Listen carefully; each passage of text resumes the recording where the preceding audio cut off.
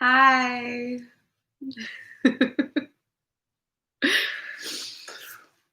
Thanks for coming to our live Q&A 2020 year of sadness and despair Q&A session. Yes. Does anyone have any sadness and despair related questions? I feel like that's my first question.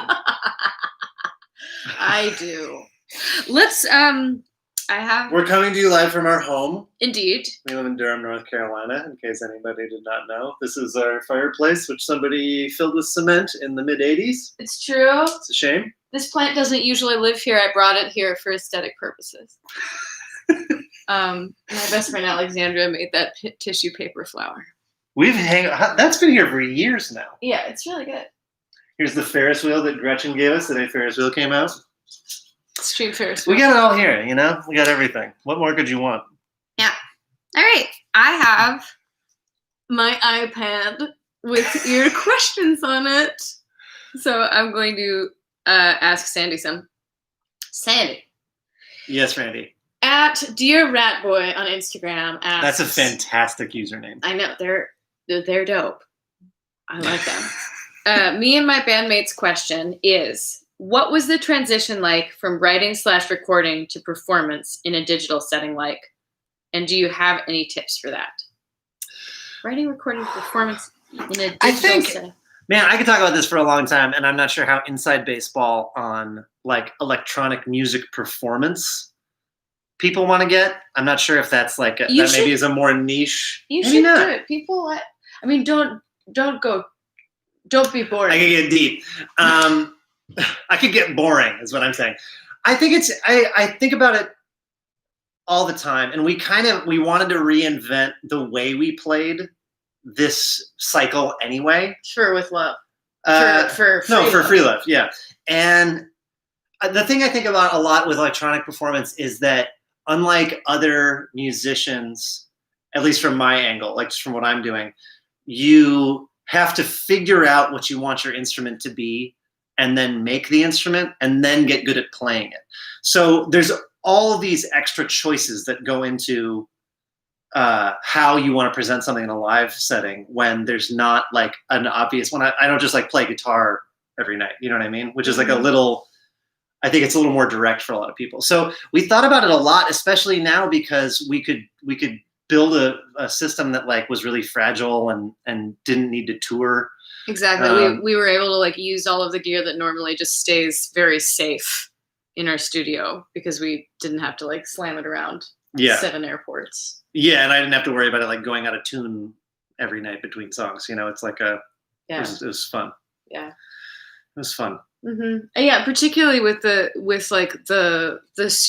satellite performances, the way that I thought what my goal for those was to be able to create as intimate of an environment as we possibly could without showing the fact that without just doing like the normal show thing. Because I think doing a live stream, trying to recreate the normal show thing without an audience, it's sad. It's sad, and it's also like weird and self-indulgent because like you just don't have an audience. Like, do the thing. I get sad when like the first song ends and like nobody's clapping. You know? I get sad about that too. I think it makes everybody sad. Everybody's sad when that happens. So it's like, how can we do something that makes you feel like you're there with us? You know? Mm-hmm. Somebody said one in here that I want to talk about before I forget about it. Is that okay? Well, yes. I know you got the iPad. Somebody, I think her name was Ashley, was asking me what Fish jam I listen to when I'm feeling down. Oh my God. And I just listened to one on the drive here, which I would love to shout out, which is November 14th, 95. The Stash Manteca Stash Dog-Faced Boy Stash. No. Yes. No. It's unbelievable. If you haven't listened to it, it's a fantastic string. Sorry for all the non-Fish fans. Thank you to Ashley. Don't you apologize for the thing that you love? I'm not apologizing for loving what I love. I'm apologizing for somebody who might not have wanted to listen to me talk about that. I realized, man, it must be less Fish. It must be so hard to be Fish in that like a main tenet of like whenever anybody talks about the band Fish, they talk about how people don't like Fish. Isn't that weird? Because in reality, so many more people like fish than don't like fish. They're massively popular. Yeah. But like everyone's like, ha ha ha, fish, ho ho ho, funny to not like them. I love fish. Yeah, I do too now. I do too. This is what happens. Now you ask me a question. All right, let's see what we've got here. I'm ready. Oh God, I love. Actually, this is something I would love to hear you talk more about. Where did the green pantsuit from With Love that you wore? If anybody didn't see this, today's the last day to go watch this thing that we did. We got the With band back together to go see the With Love performance. Will someone with the link handy put it in the chat, please, to noonchorus/Sylvan Esso? Would much appreciate that. Thank you. You should go see it. And Rachel AOC did really wear the same suit. Amelia, we taped it a little bit ago. Amelia did wear that one before AOC. I'm just throwing that out there. Oh my God. I don't want to talk shit on AOC. I love AOC. We all love AOC. But let's get real. The timeline is Amelia Meath wears the suit. Oh my gosh, stop. Then AOC wears the suit. I'm just saying. Christopher John Rogers made that suit. It's from last season. I panic bought it because I knew that I needed something special for the show. It's my first time wearing a suit. I think I like it. I haven't figured out the pants yet. And my big chunky sneakers didn't work with it, so I wore high heels. But I did get the high heels that I've been lusting after since college. You really went for it on the heels. I know. I was impressed. Thanks. I tried. They fucking hurt. I don't know how you do it. Bless the femmes. Bless the femmes. It's so high femme. I don't know how they do it. Y'all are amazing. And a joy in the world. Oh, do you have the shoes? Someone was asking to see these shoes. They're the Zoe boots, the not Jeffrey Campbell. Are they Jeffrey Campbell? I think it was like college. I wanted Jeffrey Campbell Zoe boots. They're Sam Edelman. They're Sam Edelman. There we go. Jeffrey Campbell did a pretty okay knockoff. But this is turning into a shade cast. Jeffrey Campbell's only knockoffs. Okay. All right. Also a shade cast? Shade cast. Here, let me do it. Now we're going to trade off. We're going full shade cast. Okay, Sandy. From YouTube, from Dan Pacifico. Hey, Dan. What's up? Do you build songs with live instruments for the albums, or is it done electronically? And then the With band can just do all the things. Oh, Dan, you're new. Welcome. Welcome, Dan. No. People are donating. Thank you so much for donating. Oh, yeah. Donate to Planned Parenthood. That's like why we're here, is to get people to donate to Planned Parenthood. Yes. So thank you so much for doing that. When we make the records, it's whatever we have with us. Our little studio it's got like just a bunch of different instruments. So like sometimes we're doing stuff electronically, like kind of in the box, so to speak. Like we're like sequencing out MIDI and drums and stuff like that. But a lot of other times we play everything. One of the two of us plays everything. She plays stuff too. Don't let her do this. No, I don't. Yeah, you do. I can like plink and plunk along, but like when it comes if we get some more donations, we could get her to play. I'm not ready to play the guitar live. Yeah. No, I am Maybe not. That's not today? No. Oh, you're bad. You told them. She learned how to play Wonderwall. They know. I did learn how to play Wonderwall. It's really good. I'm very proud of myself. Anyway, but yeah, we play all the stuff and record it, and then it's like this kind of slow process of like stripping things back and adding things. There's a lot of push and pull in the studio. My favorite part of it is usually like once we find like the shape of the song that makes it interesting, then we get to create the emotional wave of the song.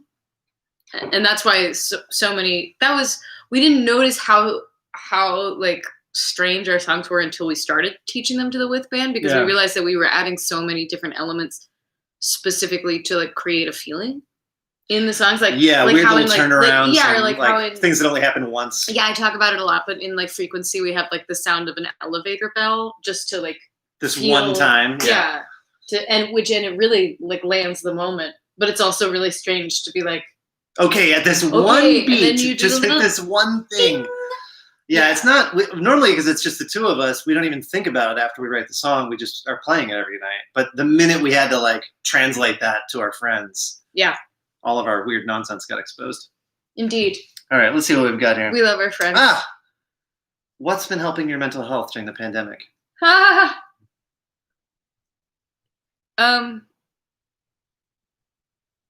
Assassin's Creed Odyssey right now, but it's not really helping. It just covers me in a beautiful blanket of being Cassandra. I don't know. I'm running, and I'm eating a lot of Hot Pockets. And I think the Hot Pockets were a good book. Yeah, I'm sad today. So, I don't know. I'm reading the library book by Susan Orlean. I realized that I had accidentally fallen into the habit of only consuming media that was inherently comforting, and that like started to Ouroboros me in like back into sadness. So it's been really helping to read, watch, listen to things that I haven't read, watched, or listened to before. I would highly recommend it. Keep on pushing yourselves to find new things, and don't just watch 30 Rock and The New Girl over and over and over again, which is what your boy does. Just to be clear, love 30 Rock and The New Girl, but but we've been going back and watching High Maintenance. Oh yeah, we haven't watched the third season. We never watched the third season. Is so good, and that show is just like, it's one of those shows that it just, every single thing about it is so considered and perfectly executed, and it reminds you of what is beautiful about humans, which I think is great, especially in a year where we are encouraged to think about all of the things that are wrong with humans. Mm-hmm. That show, highly recommend that show in case anybody. Yeah, it's a good one. Let's see here. Oh wait, we should trade off. You ask me one. It's more interesting when I ask you questions, I think. That's not true. People want to hear you talk. They like it when you talk. And I interrupt all the time, so I'll get in there anyway. It's true, you do interrupt.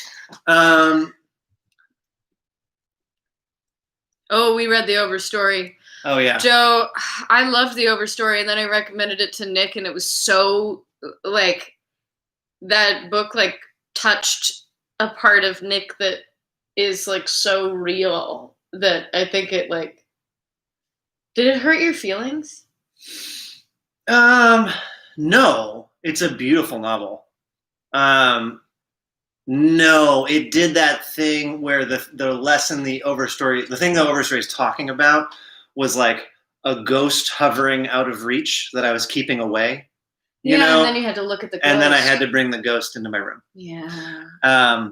But man, that is a good book. Such a good book. Really beautiful. Yeah. Mm-hmm.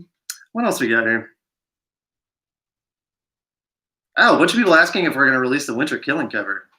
Yeah? Is that a thing you guys want us to release? Is it good to release covers? I can never tell. Most people think... Is that a thing people want? People love covers. I just get annoyed because most of the time people think that like the covers that we do are our songs, and that makes me sad for like Caliphone, because Caliphone wrote Funeral Singers, and we didn't write that song. But that being said, you know what? Residuals and like joy. I love that version. That's the thing. It's like I'm really half and half on covers, I think. But then like we've done a bunch of them. Maybe we should just put that out. Probably. People fucking love it.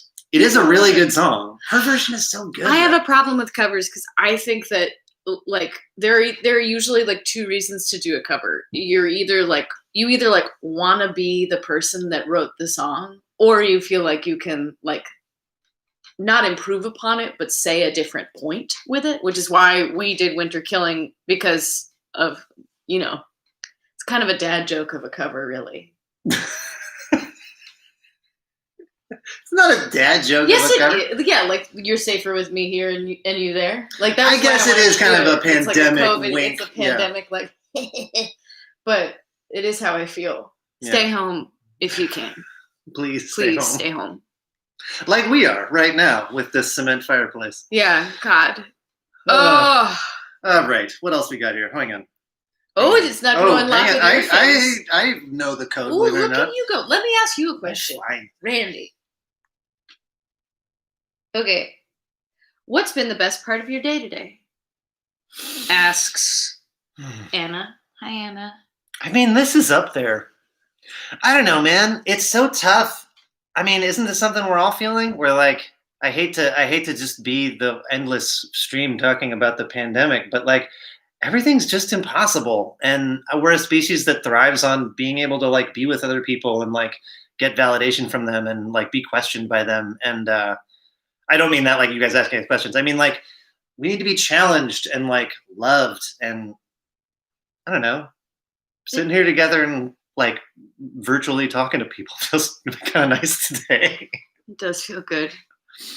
It feels much better than I thought it was going to feel. Yeah. Amelia, what are you singing at the end of Rooftop Dancing? Oh, with the With Love version. Miss Susie had a steamboat. Oh yeah, you dropped that in there. Miss Susie had a steamboat. The steamboat had a bell, ding ding. I wanted to like add another playground song other than Pizza Pizza Daddy-O, which is a playground song. Just throwing in all the jump rope jams. I love them. Yeah. Yeah, like Cinderella dressed in yellow. Sky asks, hey cuties, if y'all could send one of your songs into space, which one would you choose and why? Oh my God, space! We had the opposite react. Did you see us both just react to that in the exact opposite way? What? Well, yeah, whatever. We're different people. Thank goodness. I love that. That was so... Space. Well, because that's hard, because then you have to think about like contacting a potential extraterrestrial like community. So I probably want to send something pretty chill. And most of our songs have a lot of existential dread in them. So we're making a lot of assumptions about language barriers and that kind of thing. Oh, it's true. I guess like that's so human of me to be like, well, they would they'll be like us, and they would totally know speak exactly English, so what I was saying. Cool. Yeah. Well, then I would choose like, let's see, what's the song that I'm most proud of right now? Rooftop would actually be pretty good. Might even Make It Easy. You want to send Make It Easy out into the world? Maybe that is nice. No, away from the world, into space. Oh, I guess we already sent it into the world. The world, it's already here. Yeah, yeah. Into space. I would do Rooftop. Sandy would do Make It Easy. Yeah. I can't. Thinking about music going into space, I always think about other people's music. Buchla Concert 75. Now that's a record that needs to go into space. Hold on a second. Emma K wants to know what's our go-to breakfast. Everybody stop everything. We have a breakfast question. Breakfast. Oh, I love it. Okay, let's see. I love biscuits and gravy. I love an Eggs Benedict, which is new for me because I love an Eggs Benedict. Oh no, this is gonna get me in trouble with the vegans and the vegetarians. Whatever. I love you guys, and I respect your decisions. Let's see what else. Bloody Marys. Bloody Marys and biscuits and gravy, I would say, is the go-to Amelia means breakfast. Yeah, I'll even do a mushroom gravy. I'm down with that. Love a mushroom gravy. Over Easy Cafe, shout out. Over Easy Cafe in Asheville. Maybe one of the best breakfasts in North Carolina. Just throwing that out there. Excellent mushroom gravy. Also, fantastic vegan options at the Over Easy Cafe. Very true. For all those vegs out there. Very true. I just happened to look over. I'm not going blonde. Sandy isn't going blind? Black Cinephile here is asking me when I'm going to join you on the blonde. I mean, we already. Great. Yeah, it's not a thing that's going to happen. Yeah, I know. I feel like it was enough. This is enough. You look great. Thanks. I appreciate that. Sandy's Thank you for encouraging me. Sandy's having a hotness renaissance. Don't say that on the phone. Yes, I'll say whatever I want. Emily Roth says, I'm so happy you were involved with the Flip NC as an Atlantan. Are there things you learned by being involved that we here can apply to our runoff election? Absolutely. Oh boy, Emily Roth. Thank you so much for the work you're doing. Thank you. So for anybody who doesn't know Flip NC, they're a group here that started after the 2016 election, and they're just a group that's working to end gerrymandering and flip local and state races here in North Carolina. Indeed. And I think the thing that I liked most about working with them was that it showed you that everything is just about people talking to each other. It's just reaching out to people and letting them know that like you care about them and that their vote matters. Indeed. And like encouraging them to like figure out what they need to figure out. That broke it. I think political stuff and political tides can feel like this massive thing that is happening way above your head, and it's a thing that you could never have any influence on. And when you break it down to it's just people knocking on doors and calling other people and letting them know that like you hear them and you care about what they care about. And you're thinking about them. That was huge. I mean, in 2018, Flip NC flipped every race that they focused on. It's true. So it's great. It's great. It is great. Oh. Highly recommend getting involved with Fair Fight Action if that's your thing. There are a lot of groups in Georgia, though. Yeah. Talk to everyone you can. I think that's the way to go. Oh, yeah? I don't know. You're the one looking at it. What is that? We got a dyslexia related. Oh, hell yeah. Is that cool? We'll talk about being dyslexic. I'm dyslexic. This is from Laura. Hey, Laura. I know Laura. Is it Laura? Laura. Hey. Laura. Thanks for sharing about your dyslexia on the podcast. Does it still impact your life? Do you think that any of your strengths are related to dyslexia or early struggles that you had to overcome because of dyslexia? My dyslexia 100% influences how I think about the world and how I think creatively all the time. I think it's hard. It's like hard to be able to parse like what part of it, like when and where I'm like interacting with my dyslexia versus not, because my dyslexia is so inherently who I am and how I move around the world. Sometimes I try to point it out to Nick because Nick is so good at school and logic and other things like that.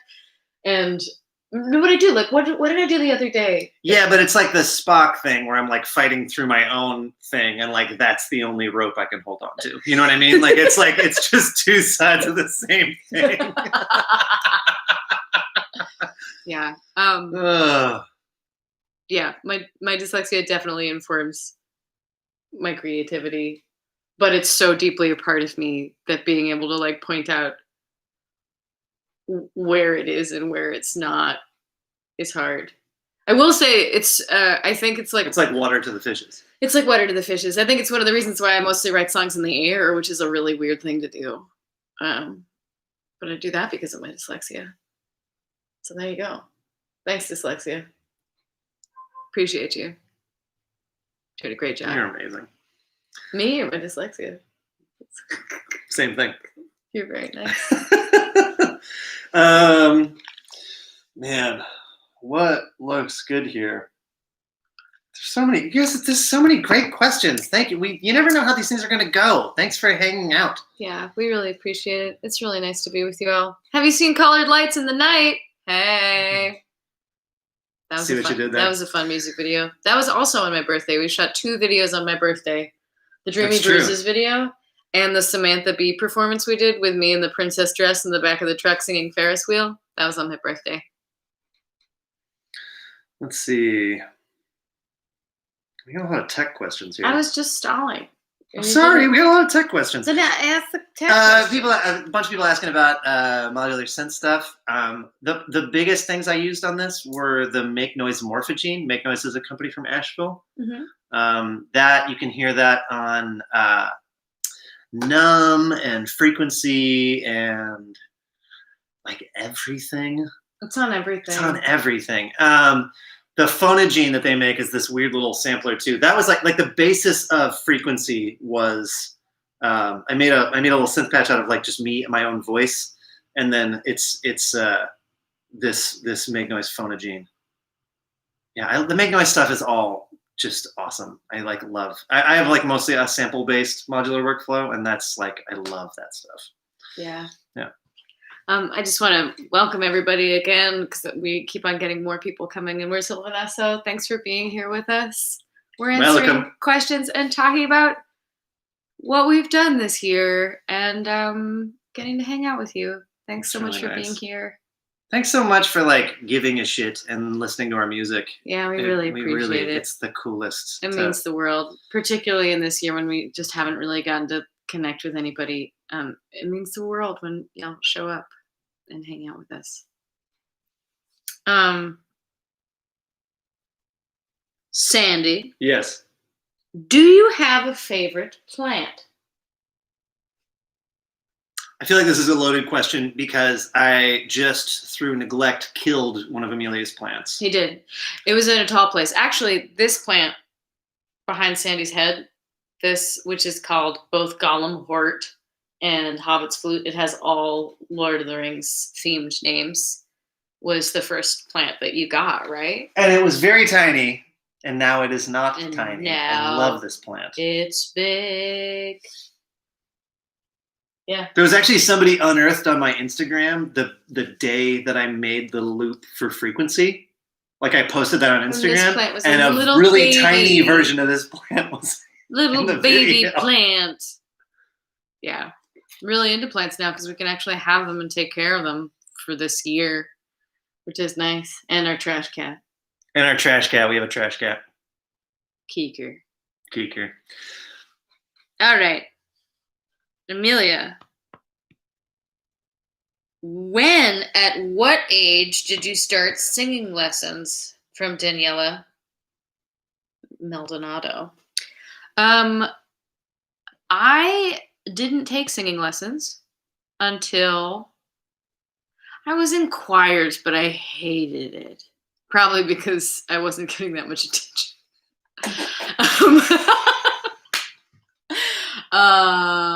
I was in choirs. I did the church thing. I was in the like very Cantabrigian collection of folkies called the Revels for a number of years, where I sang a lot. But the official singing lessons that I took were with Tom Bogdan at Bennington College. Oh, the Bogdans. Where I went to college. I love you, Tom Bogdan. I talk about him in the podcast that we just put out called Shaking Out the Numb, which y'all can, I'm sure most of you have heard of. I feel like anybody who's here for a Q&A. You never know. Well, they might be, if they haven't heard it, they probably would actually like it. They would be interested in it.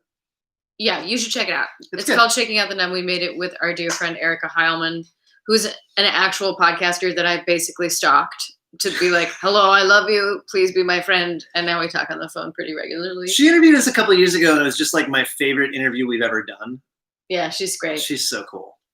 We're really proud of that. If you guys haven't checked it out, it's in all the podcast things. You can totally go find it. But it's just a lot of us talking about being humans and musicians. It's really great. Exactly. Let's see. Best. Oh, did you want to feel? I feel like I've noticed a lot of Uncatina talk. Really? Yeah. Okay. And so I feel like I've noticed 3 different times there's been an Uncatina thing scrolling through the thing. Do you feel like Uncatina is sufficient revenge for that boy who left you the mean voicemail? You know, I think I went on a limb with this one. Yeah.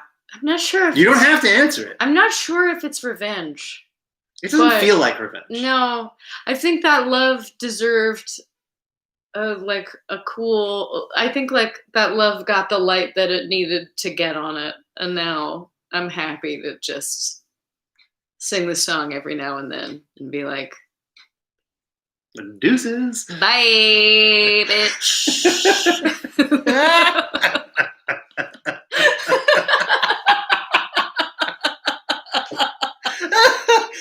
I would say, for anybody here who's interested in getting into music, Are you answering a question? No. Okay. I'm extending Uncatina. I'm pulling it back to my experience. Okay. I'm interrupting to my experience. There are a few things in the non-musician world that give you the unbelievable satisfaction of articulating why somebody how somebody wronged you in song and then singing it in front of thousands of people every night. The craziest part. It's kind of the best thing ever. Yeah. And also having people sing it with you. Because, like, that's part of the thing about heartbreak, right? Is that you're, like... alone. Yeah, I'm alone. And I've been rejected. I'm alone and I'm unwanted. And then to get to write something that means that, like, 10 or 100 or thousands of people sing back at you the words that you wrote about your own heartbreak and sadness. I wish everyone could have it. Because I'll tell you what, it's a high unlike any other high. Highly recommend. Mm-hmm.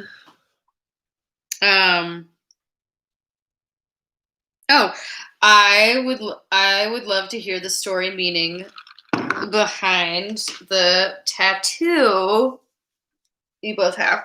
This is our tattoo. Mine's on my knee. I'm not going to take my jeans off on YouTube. Yeah. Oh, too bad.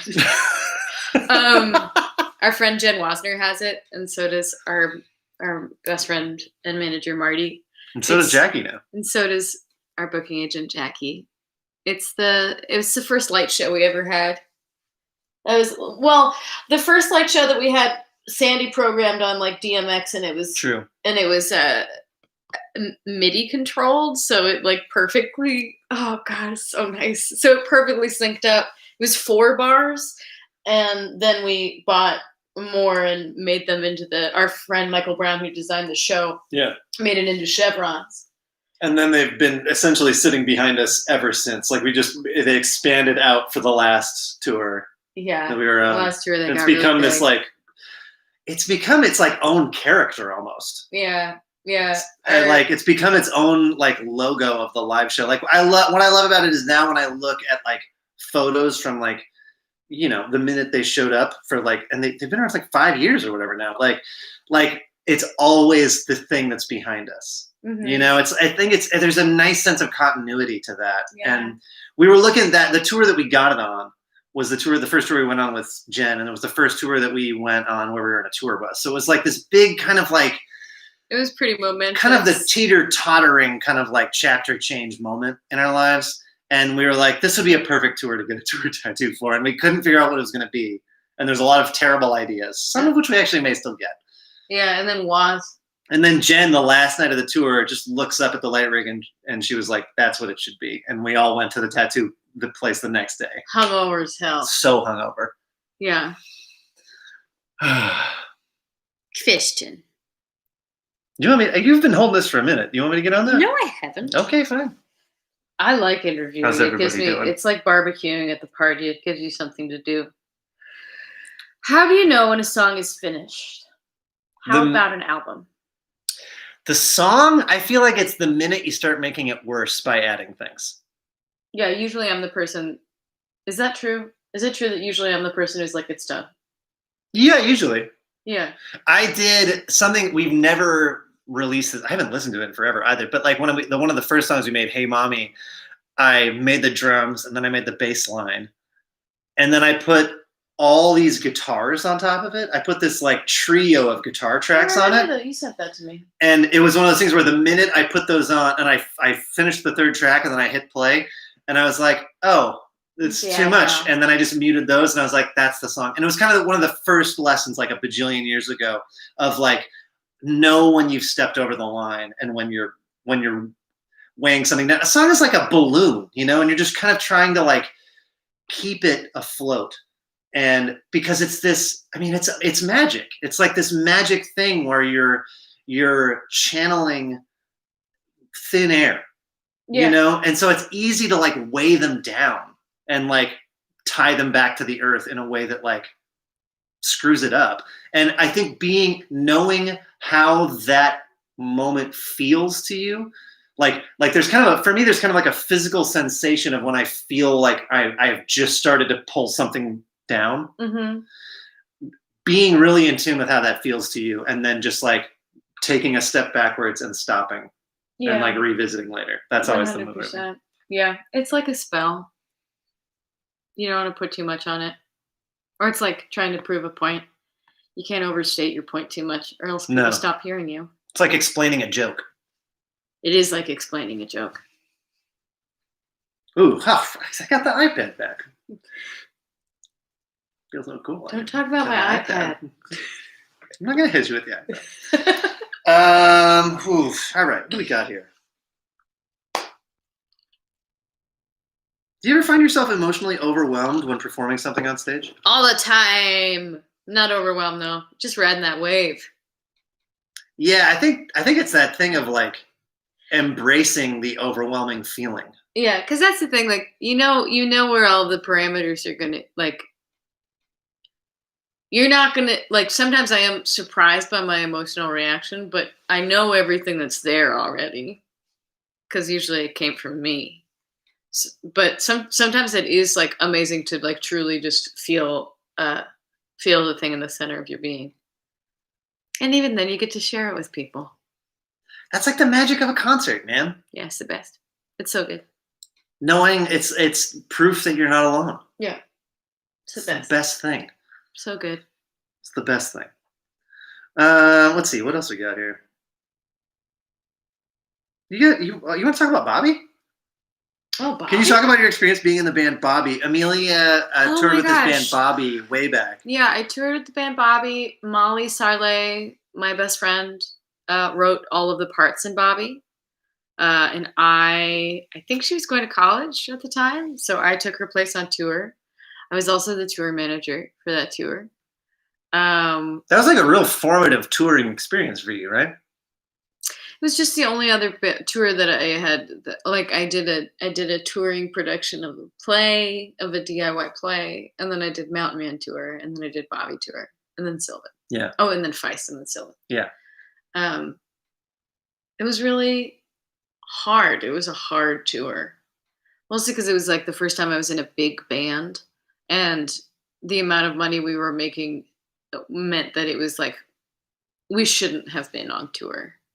Or like in order to pay in order for everyone to be able to like feed themselves and like be in a van, It was really hard. But the songs were great, and that record is so good. That record's amazing. If you guys haven't listened to that record, I was mostly on tour just because I was such a massive fan of what Molly and Tom Greenberg had made. Yeah, that record rules. Yeah, and then our dear friend Maya Friedman joined the band after Molly and I were no longer in it, and Maya's in Dirty Projectors now. Yeah, true. Let's see what else we got here. Oh, Dan Schramm in the comments. Dan Schramm, love you, Dan Schramm. He wanted to hear you talk about Free a little bit. Free. Let's see. The song Free. I'm really proud of it. I have been wanting to figure out a way of talking about the inherent act of disappearing. There are like the parts of ourselves that we let fade away in order to bask in someone's love, or the parts of ourselves that we hide in order to be the person that we present to the world. And I'm really happy. And like, of course, talking about it in terms of what it's like to be a person that regularly plays a role in people's lives who you don't know, was a really good vehicle for that. Though the part, like, there's that part, and I'm also really interested in the like more pedestrian, like the way that I think that it's something that pretty much everyone can identify with, the feeling of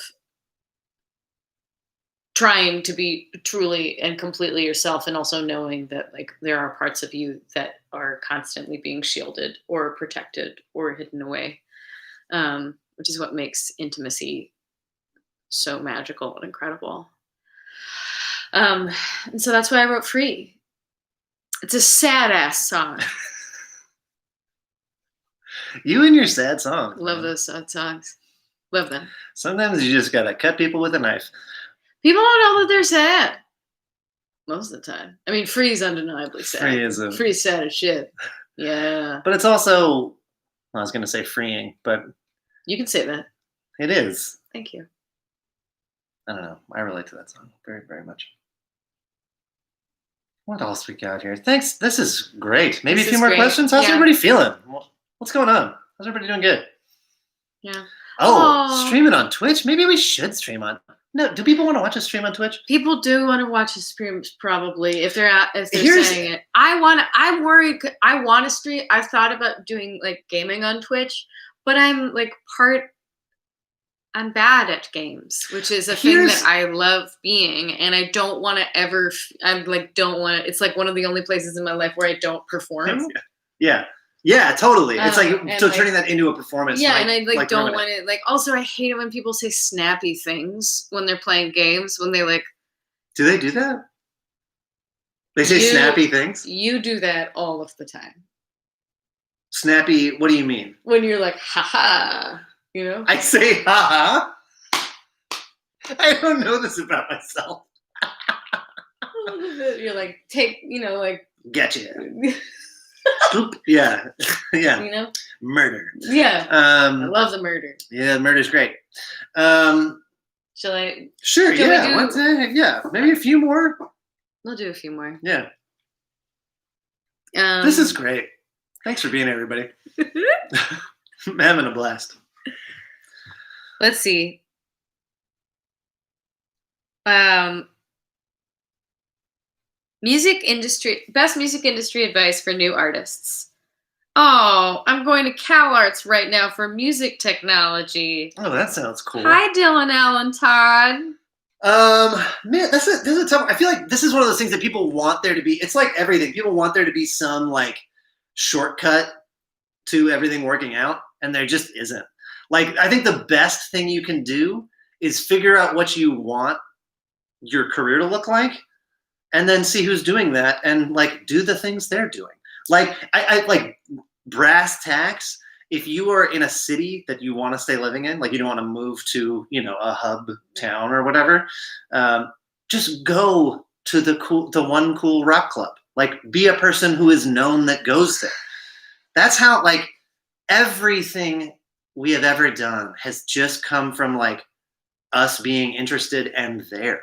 Mm-hmm. I remember when I first started making solo music, I made it a point to just be out more, and that meant that I got opening slots just because they were thinking about, well, who's going to open for so and so coming through, Amelia's band Mountain Man, and they'll call you. It's really just being present and focusing on your craft, why it's exciting to you, what you want it to be about. That's the whole thing. There's no shortcut and there's no secret. There's no Instagram nonsense. It's just following your bliss and being present. I know that's never the answer anyone wants to hear, but it's just being there. Yeah. I love you, Molly. I see you in the chat. I love you. Is Molly here? Yeah. Oh, Booty Popper's here. Oh, hang on. This owl person, I've seen them ask about Polisa 3 times. Can you talk? And talking about now they're asking about Eau Claire's. Polisa's rad. Polisa is a rad band. We love Polisa. Would totally do something with them. Collaborations are so tough because you never know if your admiration for somebody's work is going to turn into an interesting synergy of the two of your work. So it's I can never predict if something's going to be cool or not. Yeah, they're awesome though. They're all amazing people and musicians. They're wonderful. I'm always scared of collaboration. The only people I want to collab with are Run the Jewels. Other than that, yeah. Does anyone know Run the Jewels? Killer Mike Falls. That's true. He does. Maybe I'll message him. Let's just DM Killer Mike. Oh my God! Let's DM him right now. It's crazy that we live in the world where I can DM Killer Mike. I'm gonna die. It's so nice. I can always forget that we can just do that. Yeah. I think it's the Midwesterner in me that's always I don't want to bother them. I don't want to bother anybody. But I love it when people bother me. Yeah. I'm always so stoked when someone bothers me. Eau Claire's is an amazing festival. Oh yeah, we love Eau Claire's. Real quick, circling back to Eau Claire's. Great festival. One of the only true celebrations of music in a way that feels fresh and turning every time it comes around. 100%. I love Eau Claire's. Good. That's when you can go to festivals again, everyone should go to that festival. That's the festival to go to. Do you have a pre-stage ritual? Do we? We say picnic to each other. Yeah, that's the one thing. Yeah. I drink a gin. I put on my makeup. I do my Tom Bogdan's, which is Tom Bogdan, the aforementioned vocal teacher that I love. You literally ripped a CDR that he recorded for you. I have ripped a CDR that is his vocal warm-up, and it's truly wonderful. And I do it so often that pretty much our whole touring crew can now say it word for word. Yeah. There's this one moment in it where he stops an exercise and he goes, just make sure that, it does what it does. And that's like you can hear an echo of it does what it does backstage. Yeah. It's so nice. We say picnic to each other because this one time there's, again, inside baseball, there's this thing that bands do a lot where because we don't really make very much money off of selling our records anymore. We don't make any money selling records. Pretty much none. But we very much appreciate the people who buy our records and streaming us. We're just glad you guys are here. I don't want to sound ungrateful, but we do make very little money from selling records. So that's why we tour a lot. And it's also why we do things like go to ad agencies and play for them. This is the thing that a lot of bands do. It's a really weird hang. It's really uncomfortable. It's hard, yeah. You feel weird. They feel weird. Yeah. It's very strange. You're usually there while everyone's either at the end of the day at a cocktail hour or at their lunch hour, which is also very strange. Deeply uncomfortable. You feel like a show pony. But we went and played this one time, and we found out right when we got there that we were playing a picnic. Yeah, and so we decided to play the show like we would if we were playing a picnic. Well, the thing was just don't try to make it a show. Don't try to perform the idea of a big show. We've all seen that thing where you always say it's the band who's used to playing at 10 p.m. playing at 1 p.m. Yeah. You don't want to do that. And we just went up there and were present and had fun and joked around, and it was awesome. Mm-hmm. Somehow against all odds. So now every time we are about to walk on stage, we say picnic to each other to remind each other to not fake it. Yeah, exactly. To just be there. Be in the moment. All right, we got one more. Let's see.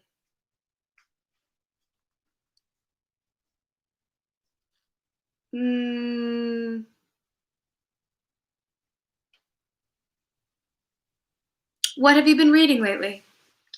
I have been reading The Dispossessed by Ursula K. Le Guin. We love Ursula.